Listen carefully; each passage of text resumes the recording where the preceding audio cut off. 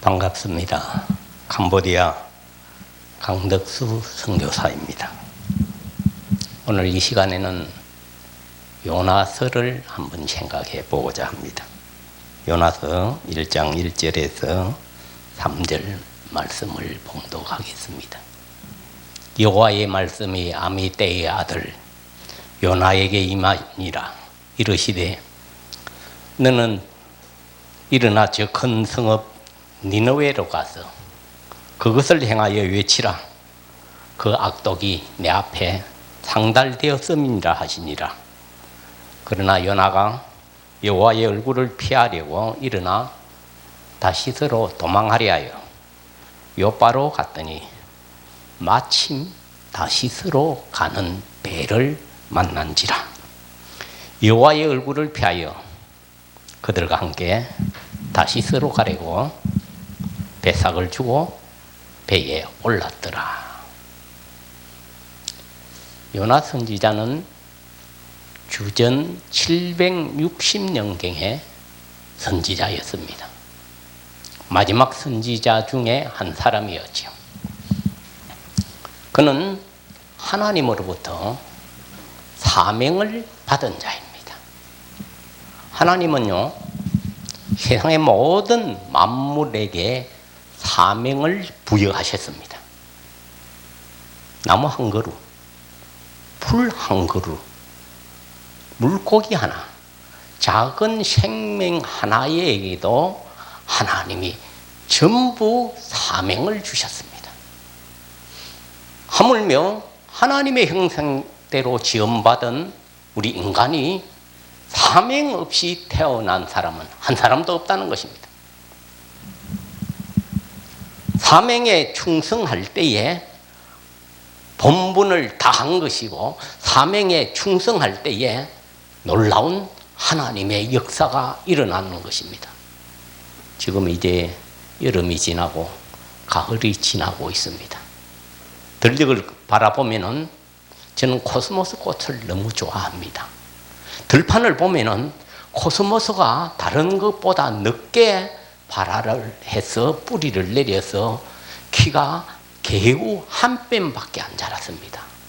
다른 코스모스는 키가 1m 안팎으로 자랐는데 이건 늦게 아주 땅이 옥토가 아닌 시멘트 바닥 한쪽에 있는 흙을 조금 힘있고 내리는 비를 머금고 이제 겨우 한 뼘 정도 자랐는데, 그럼에도 이 코스모스는 사명을 다하기 위하여 곧 겨울이 오기 전에 나는 꽃을 피우고 씨를 맺어야 하겠다는 그 사명을 가졌기 때문에 열심히 습기를 빨아들이고 비를 맞고 꽃을 피우고 있는 모습을 발견했습니다.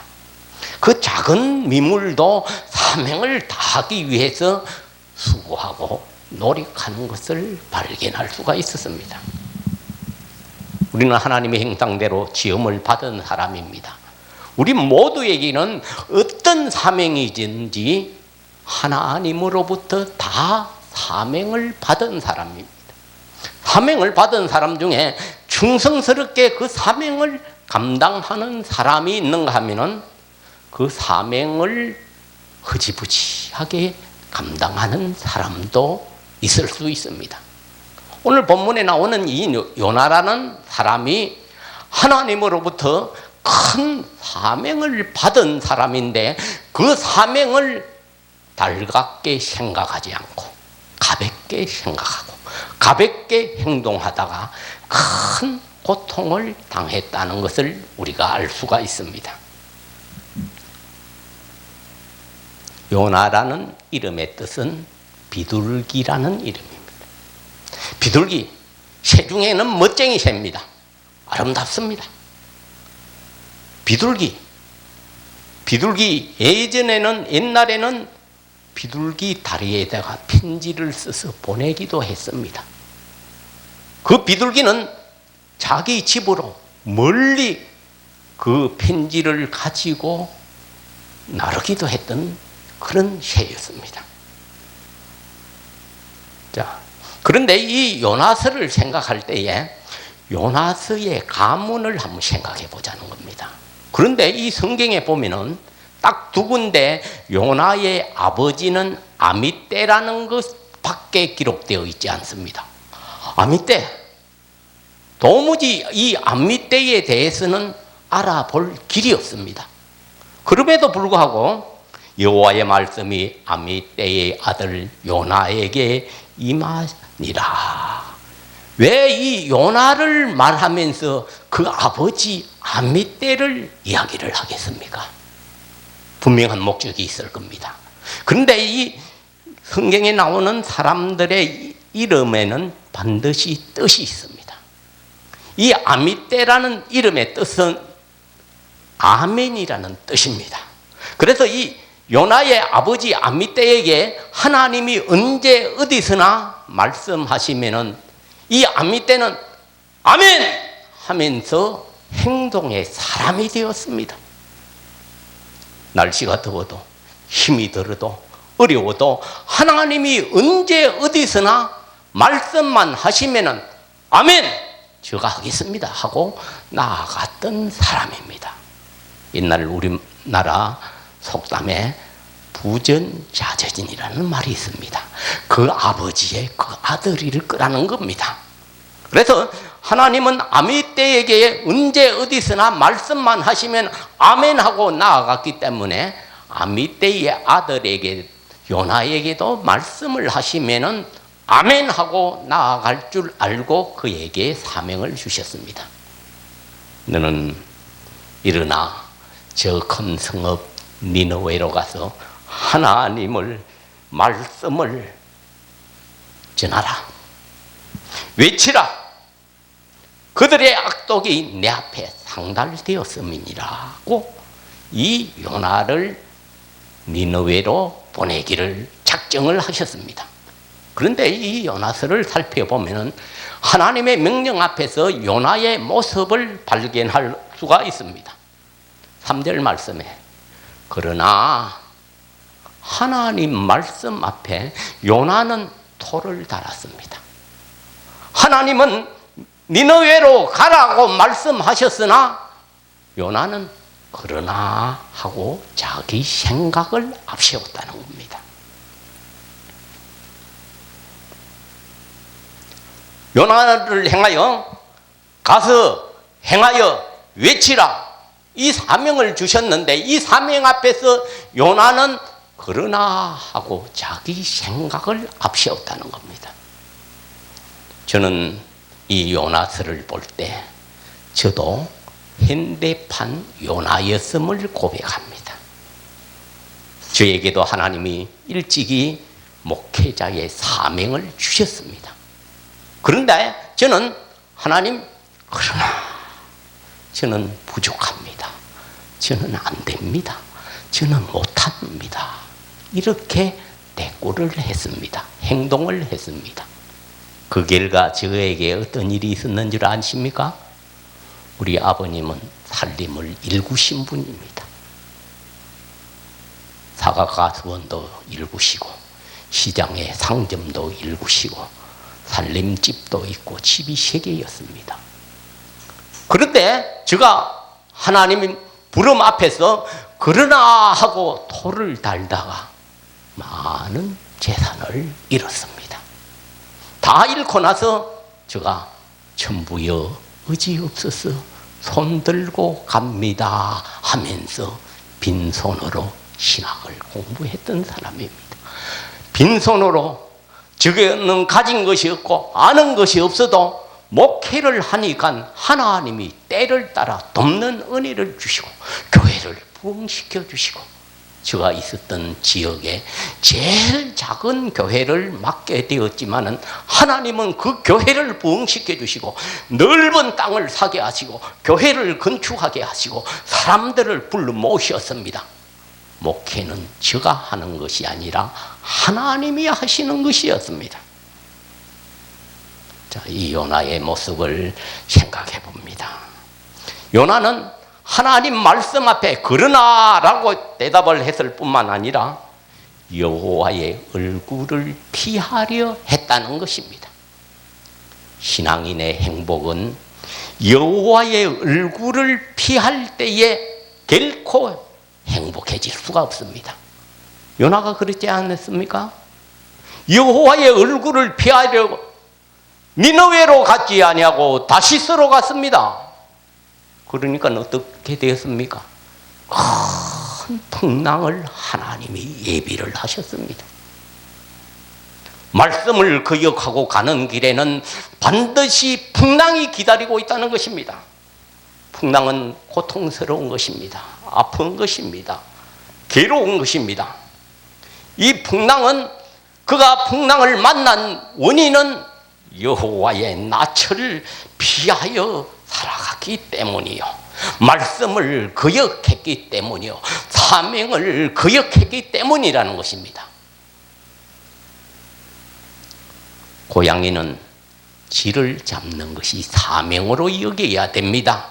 요즘 애완 고양이가 있어서 그 애완 고양이는 어떻는지 몰라도 고양이라는 자체는 야옹 야옹 소리만 내라고 만든 짐승이 아닙니다. 지 냄새가 나거나 지 소리가 나거나 길을 쫑긋이 세우고 쥐를 잡으려고, 그것이 고양이의 사명입니다. 개는 어떤 사명이 있습니까? 개는 주로 낮잠을 잡니다. 저녁만 되면은, 낮이라도 모르는 사람이 보면은, 집에 들어오면은 주인에게 모르는 사람이 왔다고 알립니다. 이렇게 짖으면서 주인에게 모르는 사람이 왔다고 알리고 그 사람을 위협을 합니다. 그것이 개의 사명입니다. 도둑이 왔는데도 꼬리 치는 것은, 그것은 개의 사명을 다하지 못하는 것입니다. 하물며 하나님이 지으신 피조물에도 사명감을 주셨거든 우리 인간에게도 하나님이 각자에게 사명을 주셨습니다. 성도 여러분에게도 하나님이 주신 사명이 있고 하나님이 주시는 달란트가 있다는 것입니다. 사명, 이 사명을 감당하면은 축복의 주인공이 되지만은, 이 사명을 외면하면은 요나처럼 매를 맞게 된다는 것입니다. 고통을 당하게 된다는 것입니다. 아픔을 당하게 된다는 것입니다. 요나가 여호와의 얼굴을 피하려 했기 때문에 큰 풍랑이 예비하고 있었습니다. 오늘도 우리가 하나님의 말씀 앞에 거역하고 사명을 거절하면은 저와 여러분에게도 풍랑이 대기하고 있다는 것입니다. 자, 요나가 큰 풍랑을 만났지요. 요나가 당한 그 풍랑을 극복하는 방법에 대해서 생각을 해보고자 합니다. 여러분에게도 혹시 풍랑이 오고 있지는 아니합니까? 여러분의 자녀에게, 여러분의 가정에, 여러분의 산업에 지금 풍랑이 오고 있지는 아니합니까? 풍랑 앞에서 우리는 어떻게 그 풍랑을 극복할 수 있느냐 생각해 보기로 하겠습니다. 첫 번째, 이 풍랑의 원인은 요나 때문이요라고 고백해야 그 풍랑이 잔잔한다는 것입니다. 우리는 어떤 일을 당하면은 요 너 때문이요, 요 너 때문이요라고 말할 때가 많습니다. 자식 때문이요, 부모 때문이요, 형제 때문이요, 이웃 때문이라고 말할 때가 많습니다. 이럴 때는 결단코 풍랑을 멈추게 할 수가 없습니다. 바다에 지금 풍랑이 크게 일었습니다. 이제 많은 사람들이 요나가 제비 뽑힌 요나를 앞에 세워놓고 이 풍랑의 원인이 무엇 때문이냐고 질책할 때에 요나는 솔직히 이 풍랑의 원인은 요 나 때문이요 라고 말했기 때문에 그 풍랑이 잠잠해질 수 있었다는 것입니다. 여러분의 가정에 혹시 풍랑이 있습니까? 여러분의 사업에 풍랑이 있습니까? 여러분의 자녀 가운데 풍랑의 원인의 제공자가 있습니까? 풍랑은 어디에나 불어올 수 있습니다. 이 풍랑을 멈추게 하려면은 요 나 때문이요라고 고백하여야 그 풍랑이 잔잔해질 수 있다는 것입니다. 두 번째로 풍랑을 멈추게 하는 방법이 있습니다. 요나가 이제 제비뽑기에 당첨이 됐습니다. 사람들이 어떻게 해야 이 풍랑을 멈추게 할 수 있느냐? 너가 말하라. 그때 요나가 이렇게 고백했습니다. 나를 바다에 던지오라. 그리하면 바다가 너희를 위하여 잔잔해지리라고 했습니다. 그래서 많은 사람들이 요나를 이제 팔을 잡고 다리를 잡고 머리를 잡고 하나 둘 셋 하고 바다에 던졌습니다. 그렇게 풍랑이 거세게 일다가 요나가 죽기로 작정하고 바다에 들어갔더니 풍랑이 잔잔했습니다. 그렇다고 요나가 죽었습니까? 하나님이 큰 물고기를 예비를 하셨습니다. 내가 죽고야 할 때 하나님은 우리를 살려주신다는 것입니다. 우리를 회복시켜 주신다는 것입니다. 우리를 도와주신다는 것입니다. 우리의 문제를 해결해 주신다는 것입니다. 손가락으로 남을 향하여 너 때문이요 라고 해보시기 바랍니다. 손가락은 5개지요. 너 때문이요 라고 하면은 한 손가락은 다른 사람에게 갔지만 네 손가락은 나를 행하고 있습니다. 2손으로 했을 경우에 10손가락 가운데 2손가락은 다른 사람을 행하여 갔지만은 8손가락이 나를 행하고 있습니다. 이걸 뭐라고 합니까? 10중 8구 내 때문이요. 이렇게 될 때에 하나님이 그 문제를 풀어주신다는 것입니다. 사랑하는 성도 여러분, 문제가 있습니까? 어려움이 있습니까? 가정에 자녀의 문제가 있습니까? 사업에 문제가 있습니까? 나 때문이요 라고 고백해야 모든 문제가 풀린다는 것입니다. 그 다음에 풍랑을 멈추게 하는 방법은 죽기로 작정했더니 하나님이 살려주셨다는 것입니다. 요나가 나를 들어 바다에 던지우라. 그리하면 너희를 위하여 바다가 잔잔해지리라. 죽기로 작정하고 뛰어내렸더니 하나님이 예비하고 있었다는 것입니다. 죽기로 작정하고 기도하시기 바랍니다. 죽기로 작정하고 믿어보시기를 바랍니다. 죽기로 작정하고 신앙생활 하시면은 하나님이 반드시 문제를 해결해 주시고 하나님이 예비하시고 하나님이 살려주시고 하나님이 도와주시고 문제를 해결하여 주실 줄 믿습니다. 여러분, 요나는 곧 오늘 요나입니다. 요나 때문이라고 고백하는 성도가 될 때 하나님이 긍휼히 여기시고 하나님이 사랑해 주시고 하나님이 문제를 풀어주시고 하나님이 축복해 주실 줄 믿습니다. 나 때문이요. 이 고백이 곧 오늘을 살아가는 저와 여러분의 고백이 되어서 모든 문제를 해결받으시고 응답받으시는 복된 성도 여러분 되시기를 주님의 이름으로 축원합니다. 감사합니다.